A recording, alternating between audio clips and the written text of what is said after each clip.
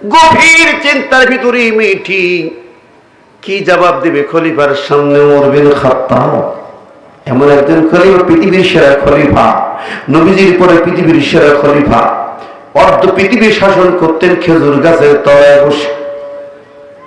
সেই খলিফা। মেয়েটি চিন্তিত, গভীর ভাবে চিন্তা করতে করতে চাবুক ঘুরায় চিৎকার করে বলছে, এখনই জবাব দাও, কৈফিয়ত দাও। মেয়েটি মনের পথে ছবি একার চিন্তার জগতে চলে গেল না। কিভাবে রেহাই পাবো তার সামনে থেকে, কোন পদ্ধতিতে রেহাই পাবো? হঠাৎ করে মনের মধ্যে জেগে ওঠে, আল্লাহ, এ তো সেই খলিফা, আজকে হাতে চাবুক। এমন একদিন ছিল তার হাতে ছিল তরবারি, খোলা তরবারি নিয়ে আমার নবীকে হত্যা করতে গেছিল। সেদিন কোরআন শোনার পরে তার তরবারি নবীর কদম মুবারকের নিচে পড়ে যায়। সুবহানাল্লাহ। কোরআন তাকে এমন পরিবর্তন করে, কোরআন পৃথিবীর শ্রেষ্ঠ মুজিজা, ঠিক নেবে ঠিক, পৃথিবীর সেরা মুজিজা। আমার নবীর জীবনের প্রায় ৩,৫০০ মুজিজা আছে, ৩,৫০০ মুজিজা আছে। আহারে, সেদিন এই যে গত ৫ তারিখে আমি মক্কা থেকে ফিরলাম, আমার সাথে কিছু লোকজনকে দেখাচ্ছিলাম। মক্কার নবীজির জন্মস্থান বাড়ি থেকে সামনে গেলে একটা ছোট্ট মসজিদ আছে, মসজিদে সাজারা বলা হয়। এখন গাছ, মসজিদের নাম মসজিদে সাজারা, মানে গাছওয়ালা মসজিদ। তা জিজ্ঞেস করছে আমার সাথী সঙ্গীরা, এই গাছওয়ালা মসজিদ কেন? আল্লাহ নবী যেদিন মক্কা বিজয় করলেন সেদিন এখানে বসেছিলেন। কিছু লোকজন ছিল, এক ইহুদি বেদুইন রাখাল, শেষে বলছে, মুহাম্মদ তুমি নবী, যদি কোনো মসজিদে দেখাতে পারো, অলৌকিক কিছু দেখাতে পারো, তাহলে আমি বিশ্বাস করবো তুমি নবী। বলে, কি দেখতে চাও? কি দেখতে চাও?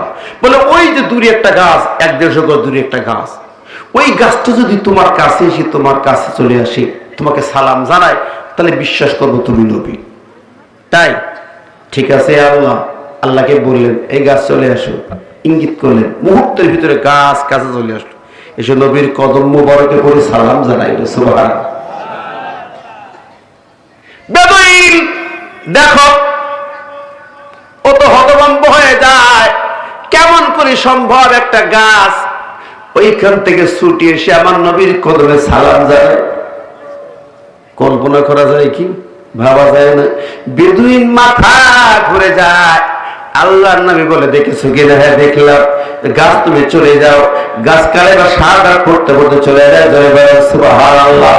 বেদির সঙ্গে আসলে ধোলায় ধোলায় পড়ে নবীর কদমে পড়ে, ইয়া রাসূলুল্লাহ, ইয়া হাবিবাল্লাহ, আপনি আমাকেও কালেমা পড়ে দেন, আশহাদু আল্লা ইলাহা ইল্লাল্লাহ ওয়াহদাহু লা শারীকা লাহু ওয়া আশহাদু আন্না মুহাম্মাদান আবদুহু ওয়া রাসূলুহু। তো জোরে বলেন সুবহানাল্লাহ।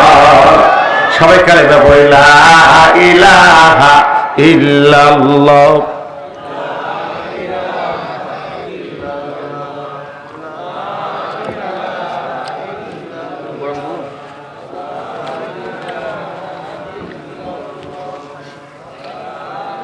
লা ইলাহা, আর জোরে, লা ইলাহা, লা ইলাহা ইল্লাল্লাহ।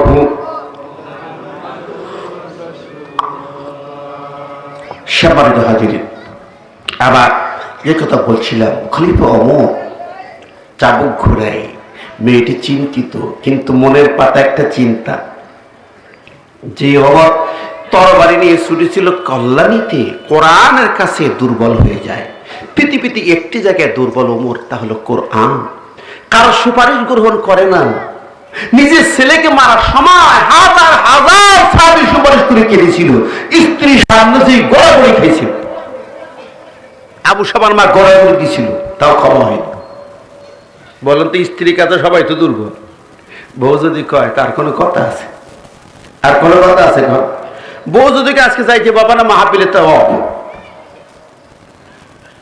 আমার দেশের মানুষ স্ত্রী কথার বাইরে চলা মানুষ খুব কম, শতকরা একজন পাওয়া যেতে পারে, তাও পাওয়া কঠিন।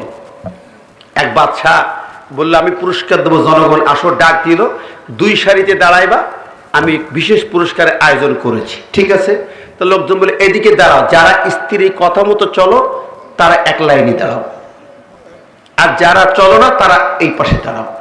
তা লাইন সব এই পাশে, স্ত্রীর কথা মতো চলো সব এক লাইন, লোকজন সব এই লাইন। হঠাৎ করে পিছন দিক থেকে একটা লোক ছুটি এসে বাম সাইডে এই পাশে দাঁড়ায় গেল, একটা লোক। বলে কি ব্যাপার? তাহলে সব লোক একদিকে বিবি যা বলে তাই শুনে, আর একটা লোক পাইলাম, পুরুষ লোক একটাই পাইলাম যে বিবির কথা শুনে। আসো বাবা আসো, তাহলে তুমি তো বিবির কথা শোনো না, আজকে পুরস্কার তোমার জন্যই বরাদ্দ হয়ে যাবে, তুমি বিবির কথা শোনো না তাই তো? বলে রাজা তা জানি না, বাড়ির থেকে আসার সময় আমার বিবি বলেছিল সবাই যেদিক যাবে তুমি সেদিক যেন যাইও না, সবাই যেদিকে যাবে তুমি যেন সেদিকে যাইও না। তা সবাই ওই পাশে বলি আমি এইদিকে আসলাম। কি কর খলিফা আমাদের সামনে ওই মেয়েটি চিন্তার জগতে নাড়া দেয়। খলিফা কাউকে ক্ষমা করে না, আজকে ক্ষমা হওয়া কঠিন হয়ে যাবে। তবে একটি জায়গা আছে, ওমর স্ত্রী কেন, পরিবার কেন, আপন জন্যই কারো কথা শোনে না, কিন্তু খলিফা ওমর একটা জায়গায় দুর্বল, কোরআনের কাছে দুর্বল। কোরআনের অক্ষরে অক্ষরে আমল করে দেয়, কোরআন ছাড়া তাকে কেউ নামাতে পারে না। জোরে বলে সুবহানাল্লাহ। আর জোরে বলা যাবে কিনা সুবহানাল্লাহ? আরো জোরে বলি সুবহানাল্লাহ। কোরআন ছাড়া নয় না। আমার আল্লাহ বলেন ওমা কানা লিমুমিনিন ওয়ালা মুমিনাতিন ইযা ক্বাদাল্লাহু ওয়া রাসূলুহু আমরান আইয়াকুনা লাহুমুল খিয়ারাতু মিন আমরিহিম। আল্লাহ বলেন মুমিন তাকে বলে যে ঈমানদার, আমি আল্লাহ যা বলেছি আমার কোরআন হুবহু মান্য করে বাইরে চলে না, তার নাম হলো ঈমানদার। সুবহানাল্লাহ। সম্মানিত হাজিরিন, মেয়েটি বলছে তাহলে কোরআন দিয়ে তার সাথে কথা বলতে হবে, আর রাস্তা নেই। খলিফা আমি একটু কথা বলতে চাই, একটু জানার ছিল, প্রশ্ন ছিল। কি প্রশ্ন করবে তুমি? মেয়েটি কাপা কাপা কণ্ঠে বলে খলিফা যদি অভয় দেন প্রশ্নটা করি। বলে বলো। খলিফা আমি যে গান গাইলাম, এই গান গাওয়া যে হারাম হয়ে গেল, এই গান গাওয়ার কারণে আপনার চাবুক গর্জে উঠেছে, আমার জন্য চাবুক মারা ওয়াজিব হয়ে গেল। ও খলিফা জানতে চাই আমি যে গান গেয়েছি গান গাওয়াটা হারাম, এই গানের জন্য চাবুক মারতে হবে, এই কথা আল্লাহর কোরআনে কত জায়গায় লেখা আছে? কত জায়গা আছে কথাটা একটু বলবেন কি?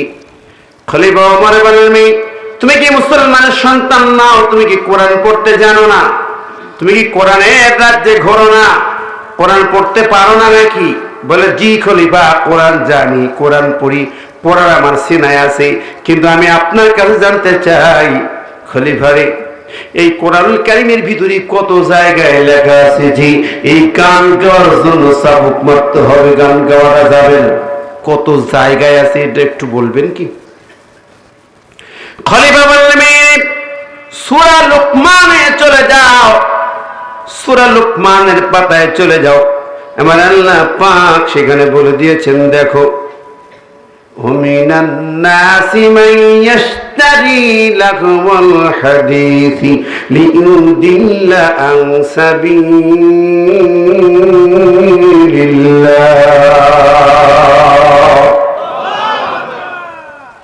সূরা লুকমানের 6 নম্বরে দেখো আল্লাহ পাক লাহওয়াল হাদিস বলেছেন, অনর্থক কথা, বাজে কথা, ছড়া, গান, কবিতা, লেখনী, প্রবন্ধ, নাটক, সিনেমা যা আছে সবগুলোকে আমার আল্লাহ পাক এই আয়াত দিয়ে, এই বক্তব্য দিয়ে হারাম করে দিয়েছেন।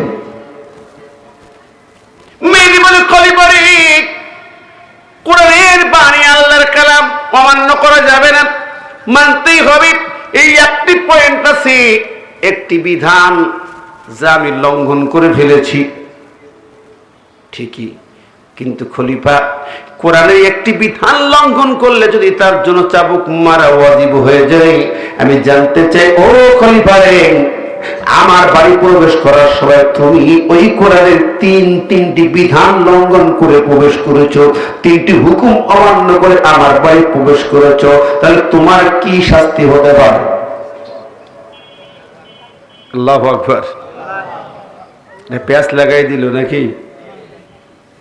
আমি একটা হুকুম অমান্য করে যদি চাবুক মারা হয়, তাহলে তুমি তিনটি হুকুম অমান্য করেছো, তোমার কি শাস্তি হবে? আমাদের খাত্তাব রেখে গেলে তুই কি আমাকে কোরআনের তালিম দিস নাকি? কোরআনের তালিম দিলি আমাকে কি চিনতে পারিস নাই? আমি সেই অমর জন্মসূত্রে মুসলমান হয়নি, কোরআন শুনি, কোরআন বুঝে শুনি, তারপরে কালেমা পড়ে মুসলমান হয়েছে। নবীজির সঙ্গে প্রতিটি ময়দানে হাজির ছিলাম।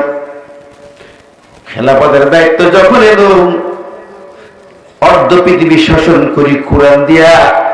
আমি আল্লাহর কোরআনে একটি কথা নয়, একটি হুকুম নয়, একটি অক্ষর নয়, একটি নোক্তা আমি ওমর অমান্য করি না। জোরে বলেন সুবহানাল্লাহ। আমার রাষ্ট্রে আলাদা সংবিধান নাই, অর্ধ পৃথিবীর সংবিধান একমাত্র আল কোরআন। জোরে বলেন সুবহানাল্লাহ। ঠিক না বেটি? ওমান লাম ইয়াহকুম বিমা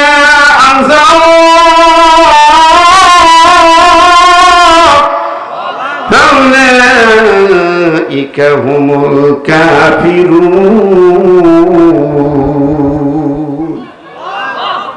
কোরআন দিয়ে যারা বিচার করে না তারা কি? জোরে বলেন কি? আরো জোরে। আমার দেশে কি কোরআন দিয়ে বিচার হয়? জোরে বলেন হয়। যেই বিচারক কোরআন দিয়ে বিচার করে না সে কাফের। যে গভর্নমেন্ট কোরআন দিয়ে রাষ্ট্র চালায় না সে কাফের, মুসলমান দাবি করতে পারে না, পারে না, পারে না। সুতরাং আমরা কোরআন চাই, ঠিক কিনা? দেখি কারা কারা চান তো হাত তুলে দেখান তো।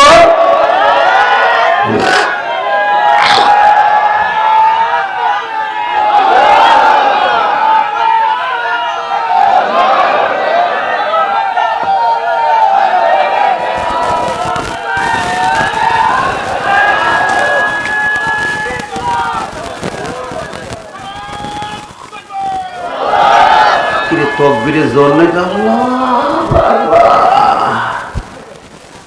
মরা হবে কেন সাফাইল? এই গাছগবি কানসার শ্যামপুরের মানুষ কণ্ঠ উজাড় করে তকবীর দিতে পারে না নাকি? জোরে বলেন, পারে কি পারে না? আল্লাহর যে রাব্বাকা ফাকাব্বির, রবের নামে তাকবীর বলো। এই তাকবীর ওদের পরিচয় সহ্য হয় নাই। এই তো সেদিন মুস্কান নামের বোন ঠিক কর্ণাটক ইন্ডিয়া তাকবীর বলেছিল, গোটা ভারত কেঁপেছিল, ঠিক না ঠিক? গোটা বিশ্ব নড়েছিল। 17 জন মুসলমান লক্ষণ সেনের রাজপ্রাসাদের সামনে তাকবীর বলেছিল, লক্ষণ সেন খাবার থেকে পিছন দৌড়ে পালিয়েছিল, ঠিক না ঠিক? ছোট্ট বাচ্চারা তাকবীর বলেছে, স্বৈরাচার হাসু আপা ইন্ডিয়ায় পালিয়েছে, ঠিক না লাগে? জবান করে তাকবীর বলেন। মুক্তি বাহিনী, ফ্যাসিস্ট বাহিনী, তারা এখনো লুকিয়ে আছে, একটাও থাকতে পারবে না এই জমিনে। জয় কল্যাণ লিল্লাহি তাকবীর, নারায়ে তাকবীর। এবার একটু হইছে কে ভুলে গেলে হবে না। তাকবীর আপনার মূল ঠিকানা। মারা যাবে এই 4টা তাকবীর দিয়ে কবরে রাখার আগে জানাজা পড়া হবে, ঠিক না বেটি? 4 তাকবীর জানাজা হবে না? এই তাকবীরের স্লোগান যারা অপছন্দ, ওর তাকবীর দিয়ে জানাজা দেওয়া যাবে? যে তাকবীর শুনলে রাগ হয়, সহ্য করতে পারে না, ওর জানাজা তাকবীর দিয়ে দেওয়া। ও যা চয়েস করে তাই দিয়ে দেবেন। গতবার 4 ঘাটায় গত বছর এক বাধা দিল, এক চাচা তাকবীর দিচ্ছে, চাচা লাভ দিউনি সভাপতি। আমি বললাম, ওরে বাবা সাংঘাতিক লোক তো, চাচা তাকবীর সহ্য করতে পারছে না। এলা মরে গেলে ওর তাকবীর জানাজা দিয়ে যাওয়া হবে, জানানোর গায়ে নাহলে কি দিয়ে দিবা? তাহলে তোমরা বলবা জানো রে জানো, নাইলে বলবা জয় বাংলা, তোর খবর তুই সামলা, নাকি ভাই? প্রিয় হাজিরিন, তাকবীর, আল্লাহু আকবার। আল্লাহর সবচেয়ে পছন্দের স্লোগান, জোরে বলেন সুবহানাল্লাহ। হযরতে আমার চাবুক ঘোড়ায় মেয়েটিকে বলে, কি মনে করেছিস তুই কি আমাকে কোরআন শিখাস?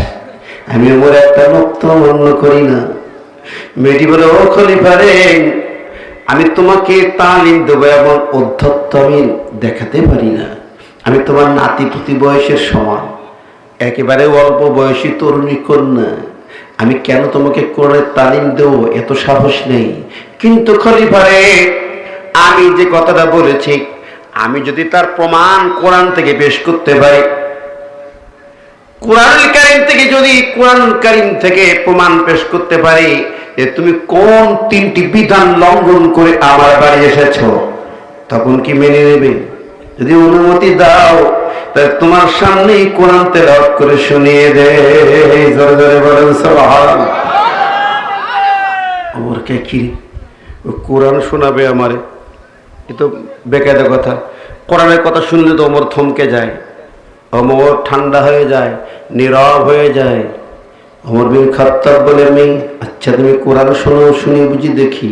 আমি তো সজ্ঞানী সুস্থ মস্তিষ্কে কোনোদিন আল্লাহর কোরআনে একটা নোক্তা, একটা অক্ষর অমান্য করি না, একটু শোনাও দেখি। মেয়েটি অনুমতি নিয়ে তেলাওয়াত করতেছেন। ইয়া আইয়ুহাল্লাযীনা আমানু লা তাদখুলু বুয়ুতান গায়রা বুয়ুতিকুম হাত্তা তাস্তানিসু ওয়া তুসাল্লিমু আলা আহলিহা। জোরে করেন আল্লাহু আকবার। আরেকটু জোরে বলি আল্লাহু আকবার। আল্লাহ, ও ইমানদারেরা, তোমরা তোমাদের ঘর ছাড়া অন্যের ঘরে প্রবেশ করো না, অনুমতি ছাড়া অন্যের ঘরে প্রবেশ করো না। মেয়েটি বলে, ও খলিফা, আল্লাহ তাদের খুলো সিগায় নিহি, আল্লাহ নিষেধাজ্ঞা জারি করেছে, তাহলে তুমি এই ঘরে এই বাড়ি প্রবেশ করলে কেন আমার অনুমতি ছাড়া? তুমি কি অমান্য করো নাই? অমর বলছে, তুই গান গাইলি কেন? তুই গান গাইলি কেন? তুই গান লাগাইলে ঢুকতাম না। মেয়েটি বলে, খলিফারি, আমি গান গাইলাম, কোরআন অমান্য করলাম, তোমার আইন আছে, আদালত আছে, বিচারালয় আছে। একজন অপরাধীকে শাস্তি দিতে যে তুমি নিজেই তো সেই কোরআন লঙ্ঘন করে অপরাধী হতে পারো না। তোমাকে আল্লাহ পাক সুযোগ দিয়েছিলেন, হাত্তা তাস্তানিসু, তুমি অনুমতি চাও। নবী শিখিয়েছেন, কারো ঘরের সামনে যাবে সালাম বলবে 1 বার 2 বার 3 বার, যদি জবাব না পাও ফিরে যাও। তুমি ফিরে যাইতা, তোমার সেনাবাহিনী পুলিশ বাহিনী পাবে আমাকে গ্রেফতার করে নিয়ে যাইতে। তুমি ঢুকলে কেন? তৃতীয় হলো অতুসাল্লিমু আলা আহলিহা, ওই বাড়ির মানুষদেরকে সালাম বলো। ওগো খলিফা, তুমি সালাম দাও নাই, অনুমতি নাও নাই, ঢুকে পড়েছো। তোমার তো এই পাওয়ার দেয়নি কোরআন, ইসলাম তো দেয়নি, তাহলে কেন এসেছো? ওমর খাত্তাব বলে, তোমার গান বন্ধ করতে প্রবেশ করেছি। মেয়েটি বলে, এর দলিল কি, প্রমাণ কি, প্রবেশের অনুমতি কোথায় পেলে? বলে, আমি খলিফা, আমার পাওয়ার আছে, অনুমতি আছে। মেয়ে বলে, খলিফা, ক্ষমতার বই দেখে না, রাজত্বের বই দেখে না, কারোর রাজত্ব, কারোর পাওয়ার স্থায়ী না, সব পাওয়ারের মালিক আমার আল্লাহ। ঠিক না ভাই? আল্লাহু আলা কুল্লি শাইইন কদির, আল্লাহ সব বিষয়ে সর্বশক্তিমান। সব বিষয়ে কি? আবার কেউ কেউ কইতে সর্বশক্তিমান খাওয়া যাবে না আজকে, এটা সঠিক কথা না। কোরআন বলছে, ইন্নাল্লাহা আলা কুল্লি শাইইন, আল্লাহু আলা কুল্লি শাইইন, তাবারাকাল্লাযী বিয়াদিহিল মুলক ওয়া হুয়া আলা কুল্লি শাইইন কদির। স্পষ্ট বক্তব্য আল্লাহ পাকের, তিনি সর্বশক্তিমান, সব শক্তির আধার তিনি। আমার ভাইরা বন্ধুরা, বাংলা ভাষাকে বা তার বিরুদ্ধে উঠে পড়ে লেগে গেছে। কেউ কয় কাফের, কেউ কয় পাগল, কেউ কয় ছাগল। কেউ কয় গাঁজাখোর। না বুঝবি এরকম বলা যায়? আচ্ছা বলেন, যে কথাটা বলছে গাঁজাখোর পাওয়া যায়? কাফের ফতোয়া দিয়ে দিল একেবারে বাংলা বাংলি। কি জগৎ আইছে বাংলাদেশে, হুজুরদের ফতোয়াবাজি ছাড়া কিছু আছে বলে মনে হয়। এরপরে তো হুজুরদের যে কি কপালে আছে আল্লাহই জানে। এই জনগণ এসব কেমনে সহ্য করবে? সেদিন দেখলাম আর একজন কি মাদানি নাম দিছে, মাদানি মিথ্যে মাদানি, সব মাদানি নাম দেয় কেন দাও জানি না। মদিনা সিটিজেন হলে না মাদানি বলা যেত নাকি? হ্যাঁ আন্দাজে মাদানি, সব ঘাদানি মাদানি নাম দিয়ে দিয়ে নানান ফতোয়া দিচ্ছে। এই আমির হামজাকে পাগল বানিয়ে দিচ্ছে। আস্তাগফিরুল্লাহ। নবীজি সংবাদ নিয়ে এসেছেন, কার সংবাদ? জোরে বলেন কার? আর কার সংবাদ? নবী শব্দটার দুইটা অর্থ আছে, একটা নবুয়ত থেকে, একটা নাবা থেকে। আম্মা ইয়াতাসাআলুনা আনিন নাবাইল আযীম। সূরা নাবা, নাবা মানে সংবাদ। ওই নাবাউন বহু বচন আনবাউন। সূরা ইউসুফ যালিকা মিন আম্বাইল গায়ব। আম্বাউন বহু বচন, এখান থেকে নবী মানে বলা ঠিক না। বাড়াবাড়ি ছাড়া কিছু নাই এদের। এটা নিয়ে এত বাড়াবাড়ি করো আর রাস্তাঘাটে এত অন্যায় হয়, এত অনিয়ম হয়, শিরক হয়, তাতে কথা বলো না। কেউ মারা গেলে 1 মিনিট নিরাপত্তা পালন করে পার্লামেন্টে, রাষ্ট্রীয় গণভবনে, তখন কেউ ফতোয়া দাও না? কথা বলেন না কেন ভাই? জোরে মারেন। ফতোয়া বল কোথায় যায়? এত ফতোয়া কেন হুজুরদের হিসাব বলে নিয়ে? ফতোয়াবাজির ঠেলায় অস্থির হয়ে গেছে, পাগল হয়ে গেছে সব। দেশটা চলছে তাগুতি আইন দিয়া, আমেরিকান ল দিয়া, ব্রিটিশ ল দিয়া, দিল্লির গোলামি দিয়া। সেখানে জোরের ফতোয়া নেই গেল। এই মুক্তির ফতোয়া দাও। আল্লাহর কোন আইন ছাড়া একটা আইন চলতে বলে দাও। টাকা বলতে পারো না। সাংবাদিক শব্দ নিয়ে পাগল হয়ে গেছ। কোরআনের সঠিক কথা বলো, তাগুতের গোলামি ছাড়ো, তারপরে আহ্বান করো। ঠিক না জানি? কোরআন ফমাই ইয়াকফুর বিত্তাগুত ওয়া ইউমিন বিল্লাহ। আগে তাগুত ছাড়ো, তারপরে কালেমা পড়ে ঈমানের কথা বলো। তাগুতের সাথে পীড়িত রাখা 16 বছর পীড়িত করলে ওদের সাথে, এখন পীড়িত করো আর এক জায়গায়। ফতোয়া দাও ইসলামের বিরুদ্ধে, আলেমদের বিরুদ্ধে ফতোয়াবাজি করো। কি কথা বলেন? জোরে বলেন। এইগুলো ছেড়ে নাও, ভণ্ডামি ছেড়ে নাও। আমার বন্ধুরা, আমি প্রসঙ্গ করবে কথা বলছিলাম, রাগ করছেন? মন খারাপ করলেন নাকি? আসেন আমরা জায়গায় চলে যাই। ওই মেয়েটি বলে খলিফারি রাগ করেন কেন? উমর বিন খাত্তাব বলে, তুই গান না গাইলে ঢুকতে হবে, গান গাইলে কে? সঠিক জবাব ঠিক। মেয়েটি বলে খলিফারে যদি সঠিক জবাব দিতে হয় তাহলে বলবো, তুমি তো আরো রেগে যাইবা। সেটা হলো এই, তোমার মতো অযোগ্য খলিফা যদি মদিনার চেয়ারে না বসতো তাহলে আমি গান গাইতাম না। তোমার মতো অযোগ্য খলিফা এই চেয়ারে বইছে, এই জন্য গান গাইছি। আমার গান গাওয়ার জন্য তুমি দায়ী, তুমি অপরাধী। খলিফা রেগে গেলেন, প্রচন্ড রূপে রেগে গেলেন, লাফিয়ে উঠলেন, চেয়ারে কালো হয়ে যায়। এই মেয়ে মুখ সামনে কথা বল, থেমে যাও, স্টপ। আমি আমার কার সামনে কথা বলো? আমার রেগে দিয়া চাবুক ফেলে দিয়া তরবারি বের করেছে খাপ থেকে। কার সামনে কথা বলবো? আমার যদি অপরাধী হই, আমি যদি অপরাধী হই, দোষী হই, আমাকে খেলাফতের চেয়ারে বসিয়ে রাখছো কেন? আমি তো তোমাদের দ্বারে দ্বারে ভোট ভিক্ষা করে খলিফা হই নাই। আমি কে? খলিফা যদি ভুল করে ইমামাতের মাসালা, ইমাম যদি ভুল করে তাকে লোকমা দিতে হয়। 1 লোকমা, 2 লোকমা, 3 লোকমার পরে ইমাম সংশোধন যদি না হয় ইমাম, তখন তাকে ঘাট ধরে পিছনে দিয়ে আরেকজন ইমামতি দাঁড়াবে। এটাই ইমামের মাসালা। ঠিক না বেঠিক? কিন্তু তুমি কোনোদিন লোকমা দাও নাই, কোনোদিন তোমাকে দেখি নাই, চিনি নেই। আমার ভুল যদি হয়ে যায় লোকমা দিতা, আমি তো তোমাদের বাড়ি বাড়ি যাইয়া ভোট ভিক্ষা করে খলিফা হই নাই, আমাকে বসায় রাখলে কেন? আমি অপরাধী হলে বসায় রাখলে কেন খেলাফাতে? কি কর? এই খেলাফত পবিত্র আমানত, এই জায়গায় তো করে বাড়াবাড়ি খাটবে না, অন্যায় নিয়ম চলবে না, খলিফা ভুল করবে তাকে রাখা যাবে না, রাখলে কেন? আর যদি তুমি ভুল করে থাকো তাহলে তোমার ক্ষমা নেই। আজকে এখন জবাব দাও, তোমার অন্যায় বন্ধ করতে এসে, তোমার অপরাধ শাসন করতে এসে আমাকে তুমি খেলাফতকে কলঙ্কিত করতে চাও, হয় উপযুক্ত কৈফিয়ত দেবে, সঠিক জবাব দেবে, প্রমাণ করবে আমি খলিফা দায়ী। প্রমাণ করতে না পারলে আমার এই তরবারি তোমার কল্লা উড়িয়ে দেবে, কল্লা উড়ে যাবে। ওরে বাবা, এত প্রশ্ন কেন?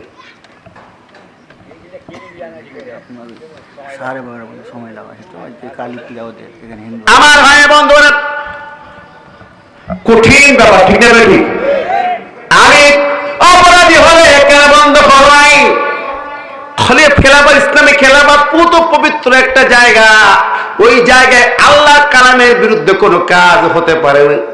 খলিফা অপরাধী হবে, খলিফার জন্য মানুষ কষ্ট পাবে, গান বাজনা চলবে, সিনেমা চলবে, অবান্তর কাজ কাম হবে, অশ্লীল কাজ চলবে। এটা তো কোনোদিন খেলাফতের কাজ নয়। ওই খেলাফতকে সোজা করার তোমার দায়িত্ব ছিল কি ছিল না? কথা বলে, আছে না নাই? আমাদেরও দায়িত্ব আছে না নাই? জোরে বলেন, আর জোরে। আজকের যে জুলাই সনদের স্বাক্ষর হয়েছে, কাগজ কলমে স্বাক্ষর দেখতে চাই না। আমরা চাই বিগত 16 বছরে বিডিআর পিলখানার খুন, 12-13 সালে 15 সালে ফাঁসির মঞ্চে খুন, 19 সালে মোদী বিরোধী আন্দোলনের খুন, 24-এর খুন, বাচ্চাদের রক্ত, আবু সাইদ মুক্ত সহ সব শহীদদের বিচার হতে হবে, তারপরে আমরা শান্ত হব, ঠিক না? কারা কারা চায় তো হাত করে দেখায়।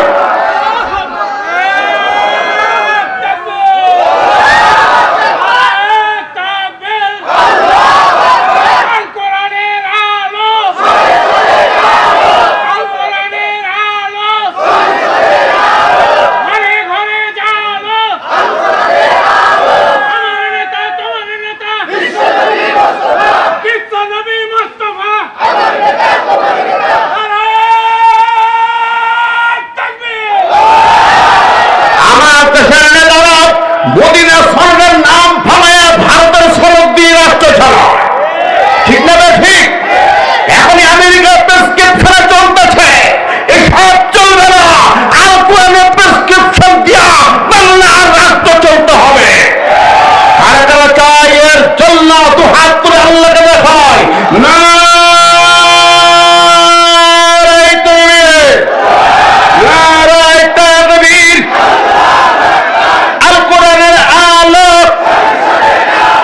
সংসদে চালো, রাজি আছেন তো? দুটো হাত সবাই উঁচু করছে, দেখি দেখি।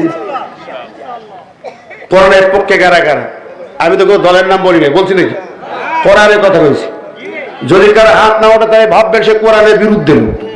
দেখেন দামি ভাই তাকান, কোরআনের বিরোধী কেউ জান্নাতে যাবে না, জাহান্নামে যাবে, ঠিক না? ঠিক বলছেন তো সবাই? মাশাআল্লাহ, ঠিক আছে। এবার একটা হাত পকেটে ঢোকার, কোরআনের জন্য পকেটে হাত ঢোকেন। একটু দয়া করে তাড়াতাড়ি যার পকেটে যাওয়া যায় খালি করে। মা বোনরা আমার কোরআনের জন্য দেয়। ওই নারীর কথা বলতেছিলাম, কোরআনের কথা সুযোগ হলে বলবো, একটু তাড়াতাড়ি, 5 মিনিট, খুব বেশি না, অল্প সময়। যার পকেটে যা আছে তাড়াতাড়ি বের করে, শিগগির বের করেন, শিগগির জম তাড়াতাড়ি। মহিলা প্যান্ডেলে যারা আছেন, স্বেচ্ছাসেবিকা যারা আছেন চারিপাশে, মা বোনরা আমার, ও মায়ের পরে আপনার জন্য ব্যয় করেন। কত টাকা? ফেস ওয়াশ, একটা ফেস ওয়াশ কিন্তু 350-400 টাকা দাম, মাসে 2টো লাগে। একটু ফেস ওয়াশ টস না কিনে এখানে দান করে যান মায়ের বোনেরা। আলকনের মাহফিল, আজগবের মাহফিল আগামী বছর এরকম 2 দিন হবে না, প্রতিবার তো 3 দিন 4 দিন হবে। আগামী বছর 26 সালে কত তারিখ? অক্টোবর মাসের 12, 13, 14, 15, 4 দিন নাকি? কমিটির ডিসিশন 4 দিন, 12, 13, 14, 15 অক্টোবর। আগামী 26 সালের অক্টোবরে 12, 13, 14, 15 আপনারা কেউ এই তারিখে মাহফিল দেবেন না।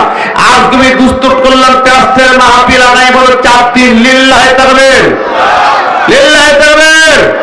আল্লাহ কবুল করুক। মাশাআল্লাহ, জাযাকাল্লাহ। একটু তাড়াতাড়ি পাঠান। ওটি দৌড় মারছেন কেন সব নাকি? কি হলো? তাড়াতাড়ি পাঠান ভাই, কেউ মিস করেন না, সবাই দেবেন ইনশাআল্লাহ। আল্লাহ পাক কবুল করুন সবার দানকে। এই কোরআনের জন্য, এই মাহফিলের জন্য অনেক কষ্ট করেন যারা আছেন আমাদের এখানে। আমার ভাইরা রাত দিন সুন্দর খেটে এত সুন্দর আলোকসজ্জা, সুন্দর সাজানো গোছানো মাহফিল খুব কম আছে এই অঞ্চলের ভিতরে। অন্যতম সেরা একটা মাহফিল এবছর মাত্র 1 সপ্তাহ তাড়াহুড়ো করে করেছেন।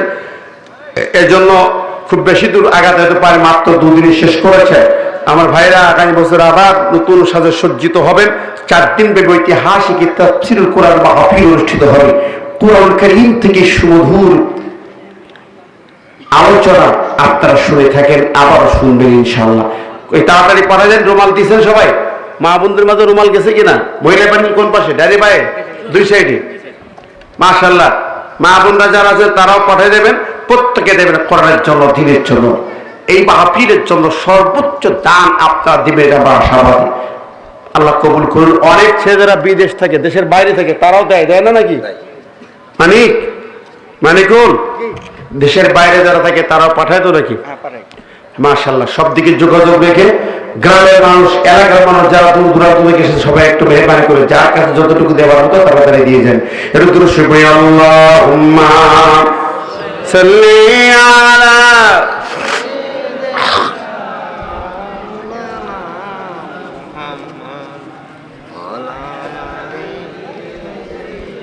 মন ছুটে যায় বারে বারে সোনার মদিনায়। ও দয়াল নবীর জন্য এমন, আমার মায়ার নবীর জন্য এমন হইল দেওয়ানা। আমার মন ছুটে যায়, আমার মন ছুটে যায় বারে বারে সোনার মদিনায়। দরুদ পড়ে আল্লাহুম্মা সাল্লি আলা।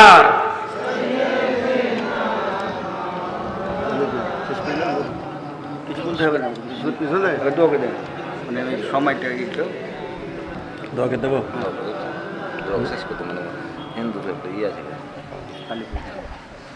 আমার ভাই বন্ধুরা, আমরা যারা সবাই দান করেছেন, সাদাকা দিয়েছে, আল্লাহ কবুল করুক, আমিন। আমাদের অনেকেই পিতামাতা অন্ধকার কবরে, তার জন্য দোয়া হবে। মানিকদের আব্বা অসুস্থ, দোয়া হবে, আল্লাহুম্মা আমিন।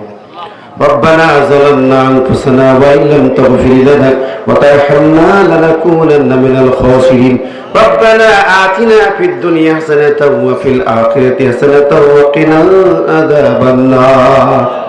মাবুদ মেহেরবান, আল্লাহ চাঁপাইনবাবগঞ্জের আজগবি দুস্থ কল্যাণ ট্রাস্টের এই মহান তাফসীরুল কোরআন মাহফিল শেষে এই সমাপনী রজনীর দোকানে হাত পেতেছি। দয়া করে মায়া করে কবুল মঞ্জুর করে দাও। আমাদের জীবনের সমস্ত গুনাহগারগুলো মাফ করে দাও।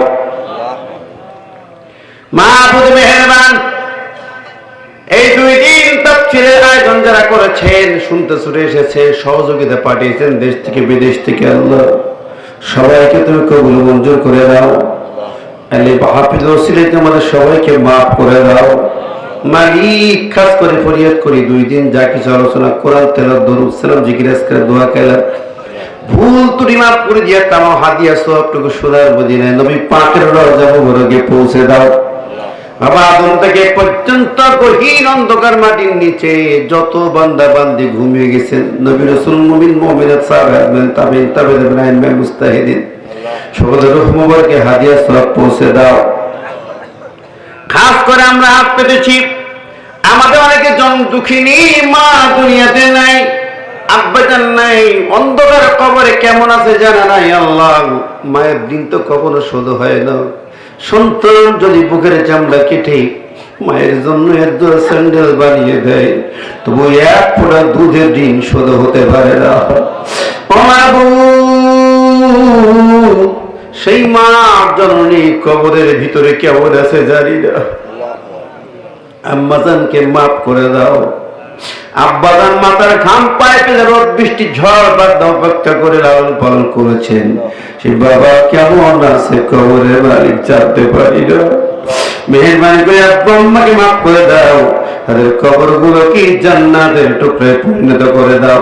রব্বে হামহুমা কামা রব্বায়ানি সগীরা, রব্বির হামহুমা কামা রব্বায়ানি সগীরা। ও মাবুদ মেহেরবান, আমরা হাত পেতেছি তোমার দরবারে, কে কোন নিতে হাত পেতেছে তুমি জানো। প্রত্যেকের নেক মাকসুদ জায়গা কবুল করে নাও। যার যেমন ব্যথা বেদনা যন্ত্রণা তুমি রহমত দিয়ে দূর করে দাও। অনেকে অসুস্থ আছেন, দোয়া চেয়েছে, বিশেষ করে মাহফিলের প্রাণ মানিকুলের আব্বা যেন সুস্থ, আল্লাহ সেপায় কামলা সেহাতে আজেলা দাও। তার কলিজার টুকরা সন্তানটাকে পুরা হাফেজ আলেম দিন বাড়ায় দাও। এমনি ভাবে যিনি যেখানে অসুস্থ আছেন সবাইকে সুস্থ করে দাও। আমার মা জননী বেড়ে পড়ে কাতরায়, আসার সময় বারবার ফিরি দোয়া চায়। ও মালিক মাবুদ, তুমি তাকে সুস্থ করে দাও। এমনি ভাবে কতজন কত বেদনা নিয়ে হাত তুলেছে আল্লাহ। মালিক মাবুদ, কোরআনের মাহফিল ছেড়ে দোকানে হাত তুলেছি তোমার দরবারে ইলাহিতে, আল্লাহ কবুল করে নাও। তোমার রহমত দিয়ে আমাদেরকে ধন্য করে দাও আল্লাহ। এই মাটি আজগবির মাটিকে তুমি ধন্য করে দাও আল্লাহ। এই মাটির নিচে খাস করে এই আজগবি গ্রামের মাটির নিচে অন্ধকার কবরে যারা ঘুমিয়েছেন, কোরআনের মাহফিলের ওসিলায় তুমি তাদের মাফ করে দাও। ওই কবরগুলোকে আল্লাহ জান্নাতের আলো দিয়ে আলোকিত করে দাও। ওই কবরের মাটিদেরকে মাফ করে দাও, তোমার কোরআনের ওসিলায় মাফ করে দাও। আমার এই কবরের সব কষ্টগুলো দূর করে দাও মাওলানা। এই গ্রামে তোমার কোরআনের অসংখ্য মাহফিল হয় মালিক রে, তোমার কালাম যেখানে উচ্চ কণ্ঠে আলোচিত হয়, তাফসীর হয়, সেই মাটি মানুষগুলোকে তুমি কবুল করে নাও। প্রত্যেকটি ঘরকে কোরআনের ঘর বানিয়ে দাও। প্রত্যেকটি ঘরের সন্তানগুলোকে নেককার দিনের কর্মী বানিয়ে দাও আল্লাহ। মাওলানা রে, তোমার দরবারে ইলাহিতে হাত পেতেছি। আমাদের সোনার বাংলার জমিনটাকে আল্লাহ সকল বালা মুসিবত থেকে হেফাজত করে মাওলানা। অগ্নিবাহিনী সহ যত সন্ত্রাসী বাহিনী সব থেকে রক্ষা করো। এই দেশের সকল রাজনীতিবিদদেরকে একটি মঞ্চে একত্রিত করে দাও। এই মাটির মানুষকে সুন্দর রাখতে গেলে আল্লাহর বিধান মানতে হবে, আল্লাহ কবুল করে নাও। ও মাবুদ, তোমার দরবারে হাত পেতেছি আল্লাহ। বিশ্বময় মুসলমানদেরকে হেফাজত করুন আল্লাহ। ওই কাশ্মীরের মাটিতে প্রতিনিয়ত রক্ত ঝরতেছে আল্লাহ। ওই কাশ্মীর আকার বাতাস মজলুম মুসলমানদের আত্মনাদে যেন কাঁপে। তুমি কি দেখো না রে মাবুদ? গাজাবাসীর দিকে তাকিয়ে চলে আল্লাহ। ওই ইহুদি ইসরায়েলকে ধ্বংস করে দাও, তাকে জমিন থেকে উৎখাত করে দাও। মিডল ইস্টের সব মুসলমান রাষ্ট্রগুলোকে এক করে দাও। মুসলিম বিশ্বের 180 কোটি মুসলমানদেরকে এক পতাকার জিহাদের ময়দানে কবুল করে দাও আল্লাহ। মাওলানা, তোমার কাছে হাত তুলেছি আল্লাহ, তোমার কাছে ফরিয়াদ করি মাওলানা, তুমি ফিরে দিও, আমাদেরকে ইসলামের মূল চেতনায় ফিরিয়ে দাও। আমাদের সবাইকে দিনের জন্য কবুল করে দাও আল্লাহ। জানি না কখন ডাক বন্ধ করে কবর তো যেতেই হবে আল্লাহ, বড় ভয় হয়। খবর মাটির নিচে উপরে থাকতে পারি না, নিচে কেমন থাকবো আল্লাহ। মালিককে হাসরের ময়দানে আগুনের পরে কেমনে দাঁড়াবো?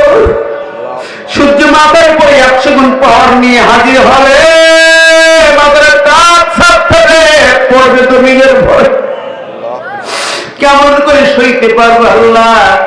তোমার হাবিবের হাতে ছাড়া পানি থাকবে না। তোমার নবীজির হাতের হাউজে কাউসার ভাগ্য নসিব করে দিও। বাদশা আতিমের নিচে ছায়া দিও আল্লাহ। জাহান্নামে নিও না রে মালিক,